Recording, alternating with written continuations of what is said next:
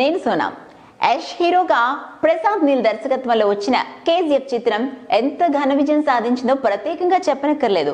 కన్నడలో తెరకెక్కిన ఈ సినిమా తెలుగు, తమిళ, మలయాళంతో పాటు హిందీలో కూడా రిలీజ్ అయి బాక్స్ ఆఫీస్ ను బద్దలు కొట్టింది.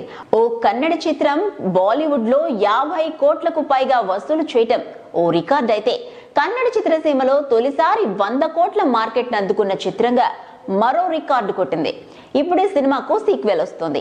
కేజీఎఫ్ 2 పేరుతో వస్తున్న ఈ సినిమాలో యష్ పాత్ర మరోసారి సంచలనం సృష్టించడం ఖాయమని అంచనాలు వెలువడుతున్నాయి.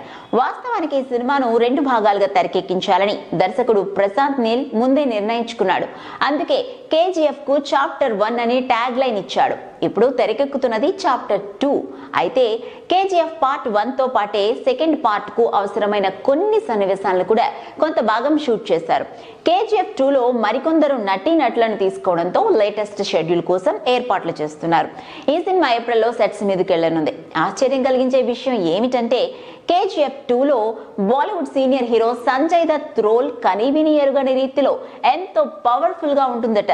ఇప్పటికీ బాలీవుడ్ ముద్దుగుమ్మ రవీనా టండన్ ను ఓ కీలక పాత్ర కోసం తీసుకున్న చిత్ర బృందం టాలీవుడ్ శివగామి రమ్యకృష్ణకు కూడా ఈ సినిమాలో మంచి రోల్ ఇచ్చారట.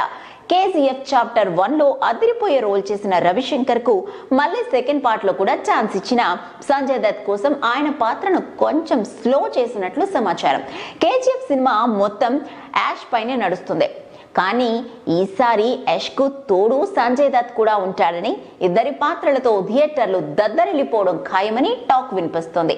అసలు విషయం ఏంటంటే తొలి భాగంలో కోలార్ బంగారు గనుల నేపథ్యంలో కథ నడుస్తుంది. అయితే ఈసారి కథకు మరింత బలం చేకూర్చేలా దుబాయ్ మాఫియాను ఎంటర్ చేస్తున్నారు. అందుకోసమే సంజయ్ దత్ పాత్రను కొత్తగా క్రియేట్ చేశారు. మొదట అనుకున్న కథలో సంజయ్ దత్ పాత్ర లేకపోయినా ఆయన డేట్స్ లభించిన తర్వాత ఓ పవర్ఫుల్ రోల్ ని రెడీ చేశారు. Dubai mafia king Sanjay Dutt నటన హాలీవుడ్ సినిమాలను తలదన్నే రీతిలో ఉంటుందని చిత్రవర్గాలు అంటున్నాయి. ఇప్పటి వరకు రాని కొత్త కాన్సెప్ట్ ను సంజయ్ దత్ పాత్ర కోసం అప్లై చేస్తున్నారని తెలుస్తోంది. మరిన్ని అప్డేట్స్ కోసం మా ఛానల్ ని చూస్తూనే ఉండండి. If you like the video, please like us and subscribe Tollywood Nagar.